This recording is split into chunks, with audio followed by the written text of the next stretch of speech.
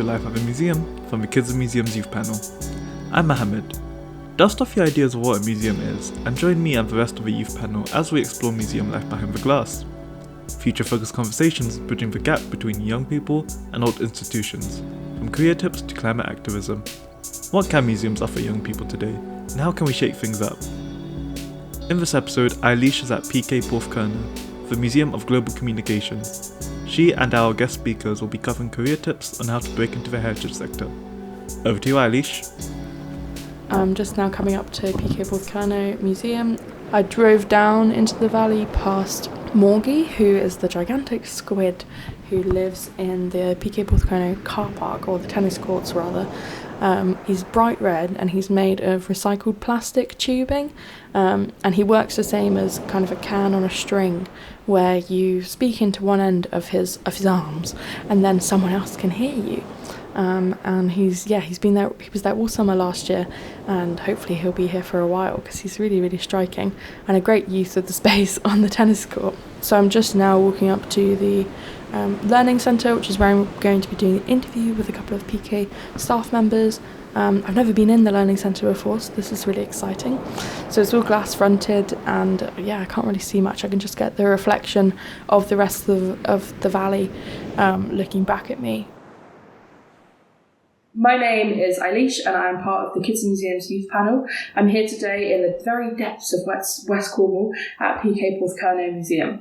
PK Porthcurno is a museum that explores the story of how the world connects. Housed in a building just off the beach, PK Porthcurno celebrates worldwide communications and teaches visitors about the history of connection. The museum won Best Family Engagement Team at the 2022 Family Friendly Museum Awards, and I'm joined by Charlotte Todd, Head of Collections and Learning, and Maeve Cushla, Young Curator, to learn about the museum's work with young people. So let's start by meeting you both. Charlotte, can you describe your role here at the museum and how you came to it? Yeah, so I work with all the collections. So we have an object collection and also a huge archive that's a cable and wireless business archive. So I look after everything collection related. So it's all the objects on displays, but also visiting researchers coming to look at the archives, anyone that wishes to kind of explore the history, also caring for the items as well. And I also head up the learning department. So the learning covers all our kind of school visits, all our holiday activities, other events that we do. And it's all about really connecting people and engaging people with the collections and the stories we tell. And how did you come to this role? How long have you been in the role? So I've been here 14 years now. So I started off doing archaeology at Cardiff University. And then I went on to volunteer at the Wordsworth Trust up in the Lake District. And I volunteered there for a year, and it was kind of a live-in sort of like volunteer role. So I was there with a group of, I think there were 10 of us all in all. And you got to experience all the different areas of museum work. So I did a bit of like ticket sales, tours of Dove Cottage, which was William Wordsworth's house. Also got to work behind the scenes with the collections as well. So you were able just to get experience in all the different areas you might be interested in. And then from there, I got a job down in Exeter at the Royal Albert Memorial Museum as a documentation assistant there. So basically doing a lot of the catalogue and the collections before they were about to move it to their new stores. And then following that, a job came up here in Porthcurno as, I think it was called collections assistant when I came in. Again, doing lots of work, mainly just with the collections then, and a lot of catalogue work and some exhibition work as well. And then later on, just kind of staff changes meant I became the collections manager. And then that got later evolved into head of collections and learning. So yeah, that's how I got here. So you've gradually worked your way further southwest. Yes. Now you are at, is this the most southern-westerly museum? Oh, I think it must be, because there's nothing going towards Land's End. Yeah. So unless you, count the Isles of Scilly. Of course, yeah. They would. But on the mainland. On the mainland, I think you could say we probably were. Yeah. Cool. And Maeve, can you explain a little bit about your role and how you came to it? Yeah, so I'm the digital media assistant for the museum, but primarily focused on Planet PK, which is our environmental programme. So that involves, for me, photography around the museum, but mostly of the environment and wildlife. And then also running our social medias, so getting a lot of content from other people to post about Porthcurno, kind of making connections with other environmental people and groups, and also posting up some of my own photography. And I also help organise beach cleans in the summer and spring, and have recently been curating and helping to curate some exhibitions with environmental topics.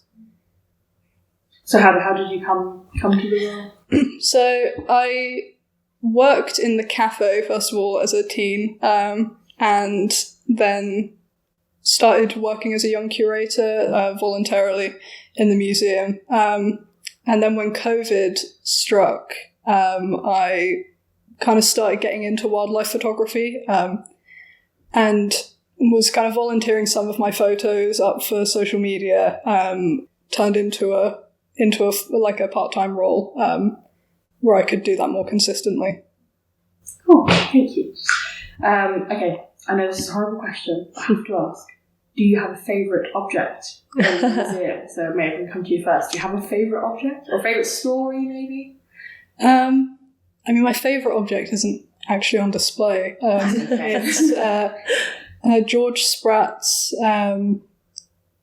scrapbook and photo album. He was one of the first engineers, I think, at the cable station, and kept a diary throughout his time, but also had a scrapbook with some of his own photography and some other photography and some kind of flyers of the time. And he did really lovely illustrations around some of the photos. And I just think it's a really nice kind of glimpse into the history of the cable station. Cool. Charlotte? Well, mine, because I work with all the collections, so it's very difficult to pinpoint one, but I think, like, for point of view of the kind of displayed objects, I think it's probably the working equipment we have in Regen. So you have that kind of in our World War II tunnels. So as visitors walk in, because it's working equipment from the 1920s, you get to hear all the clicking and the clacking, and you really get a sense of what the inside of a working telegraph station in that period would have sounded like. And there's kind of smells as well, kind of like grease and like oils come off it. So I think it's just one of those kind of moments which really captures the kind of sense of the history of this place, really. Cool. And now onto kind of the work that PK's been doing with young people. Can you describe a little bit about the programmes that have been running and just the work in general? Yeah, so we've, as Maeve mentioned, we've had young curators working with us. We've also had student placements from Exeter University. So a couple of the placements have been working with items from the archives. So, for example, we had a collection of letters written by an employee of one of the early telegraph companies who was stationed in Brazil, and he was writing back to his mother. Basically, he'd just been sent out there at the start of his career with a telegraph company, and it was about, you know, his experiences travelling there and then what he found at the station. And this was all from like the 1920s, so again, it's a really nice glimpse of that period. So we basically asked the student to transcribe these letters for us, to type them up. And in doing so, we asked them to kind of put together a little film from the letters, but they could choose actually what they wanted the film to be about, what they wanted to focus on from the letters. So it's very much up to them to make that decision. And they put together a lovely film that kind of focused more on almost like worldwide events that were happening, because of course it was leading up to the First World War. And so they were kind of picking out kind of how he responded to the kind of world events that we do know about. So it was really nice and quite a nice way of just letting them kind of free to do what they wanted with the bits from the collection.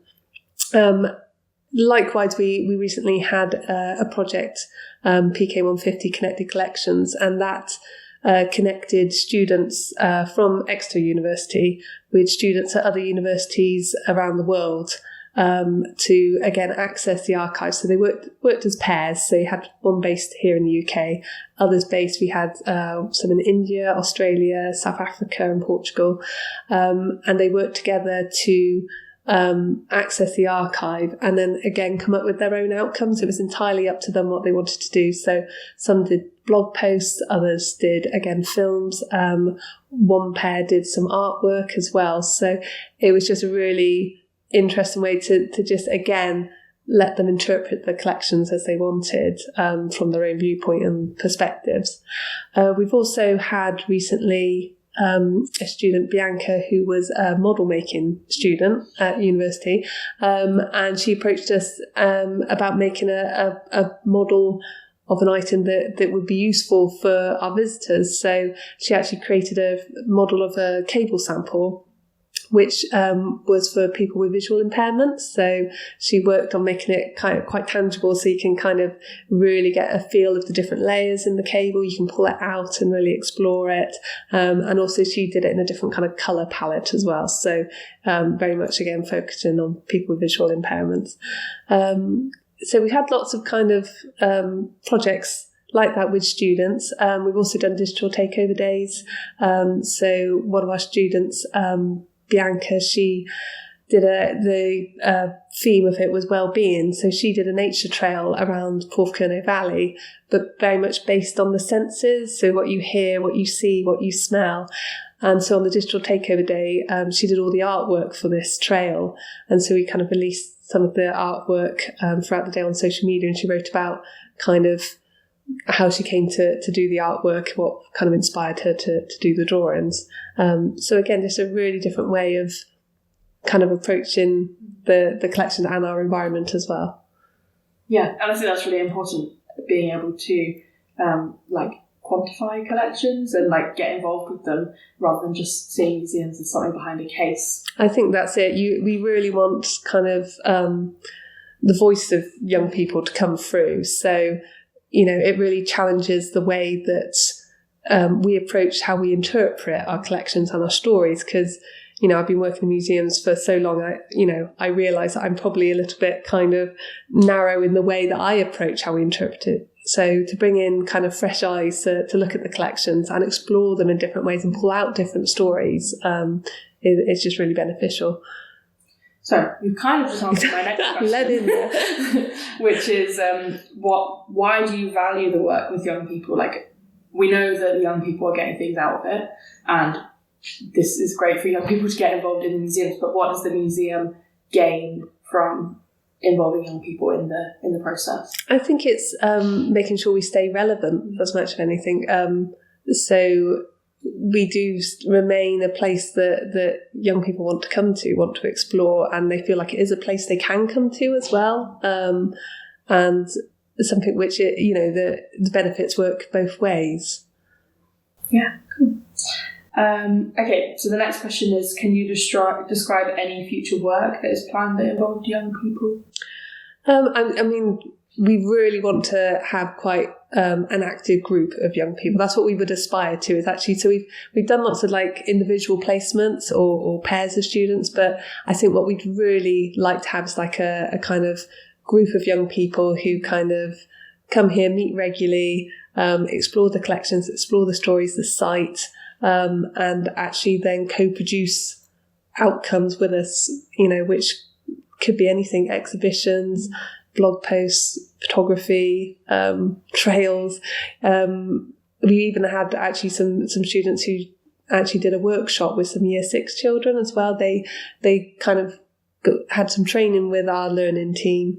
They produced this workshop all on deforestation, because it's part of our Planet PK environmental programme.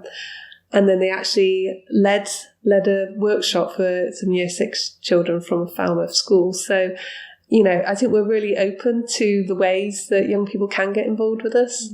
So it's something that we want to just continue to work on. So, we offer work experience here. We can do week work experience or, longer periods of work experience. We offer volunteering opportunities, and we do that both either in person or remotely. yeah, it's just, we really just want to keep encouraging young people to get involved with us, and obviously what we can kind of do together, really. Yeah. You know, we're really open to what new projects we might be able to come up with.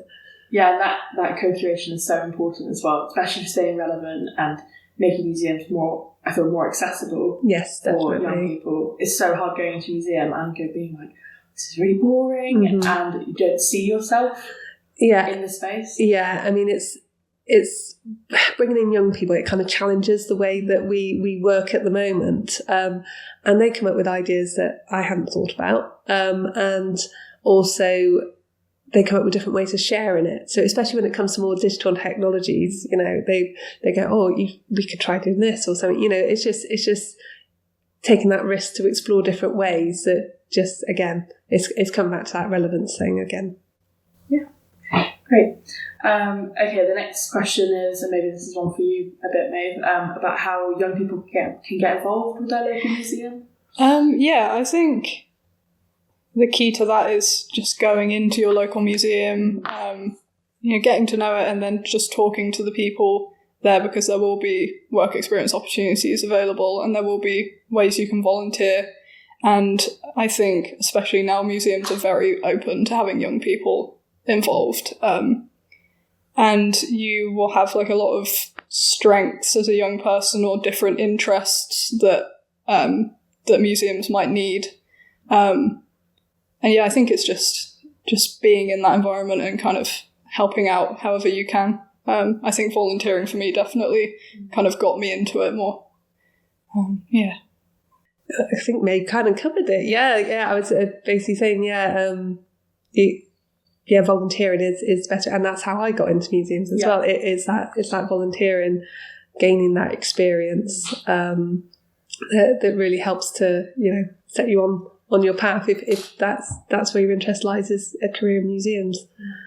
Yeah, I think there's definitely something really helpful, what you touched on earlier, about having flexible volunteering, and not just come into a museum between the hours of 9 and 4 and volunteer your time on a weekday, and that's not realistic or doable for everybody. And so I think being able to volunteer online especially is so great. Yeah, and I think that's something we definitely want to kind of build on, especially following the success of the Connected Collections project, which was very much a remote project because 5 of them were elsewhere around the world. And I think from that project, that was a way of us first exploring that and thinking, this actually really works. And it really, gave some amazing outputs from that project.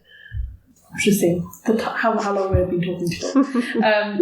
Okay, so the last one is, I wanted to ask you, what's your number one tip if anybody who's listening wants to begin a career in museums or is at the early stages of their career? What, if you could summarise one tip, what would it be? It would be, well, we've kind of touched on it already, but it would be volunteering. Yeah.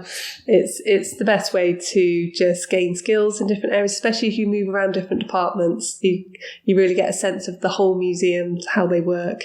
And also then you know where your interests really lie as well. So you might go into museums thinking you want to actually just work with the collections, but actually you find, actually working with the learning department and actually engaging people with the collections in a different way is of more interest to you and a bit more creative. So definitely trying to get a good skill set and experience in different areas.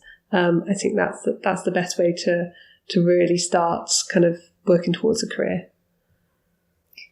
Yeah, I'd say in my experience, pretty much the same. Just getting in the museums, volunteering, and just kind of hanging out, maybe being a bit annoying. Just keep kind of persisting.